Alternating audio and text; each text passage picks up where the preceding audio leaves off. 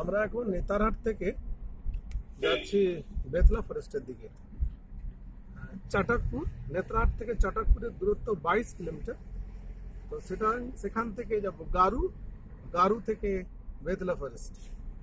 তো মোটামুটি আজকে দিন গন্তি হিসেবে তৃতীয় দিন, তা না হলে দ্বিতীয় দিন। আমরা চলেছি নেতারহাট থেকে বেতলা ফরেস্টের মধ্য দিয়ে ভায়া চাটকপুর, গারু, বেতলা ফরেস্ট। তবে নেতারহাটে যেটা দেখলাম, জঙ্গল, একটা পাহাড়ি শাল গাছের জঙ্গলে ভরা এই নেতারহাট। সেখানে নেসপাতি বাগান, পালাউমু টাইগার রিজার্ভ ফরেস্ট।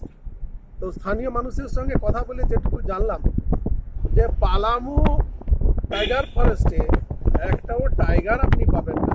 এটা হয়তো আধিকারিকদের হয়তো একটা ট্র্যাডিশন যে আগামী দিনে এখানে হয়তো টাইগার ফরেস্ট হয়তো করার পরিকল্পনা আছে, তার জন্য আগে ভাগেই এটা করে রেখেছেন ওনারা।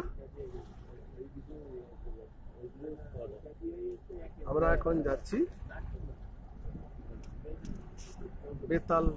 বেতলা ফরেস্ট। এখন নেতারহাটের পাহাড় থেকে আমরা যাচ্ছি। ডিপ ফরেস্ট বললে যা বোঝায় মোটামুটি ভাবে নেতারহাট সেরকমই একটা ডিপ ফরেস্টের মতো, ঠান্ডা মোটামুটি। আর বাকি হ্যাঁ, তবে একটা কথা, এখানে খাবার দাবার বাড়ি থেকে বা নিচু থেকে আনবেন।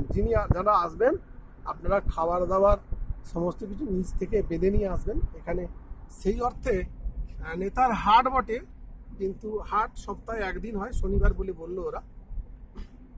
তা বাদে এখানে কোনোদিন আর কোনো কিছু পাওয়ার সম্ভাবনা খুব কম।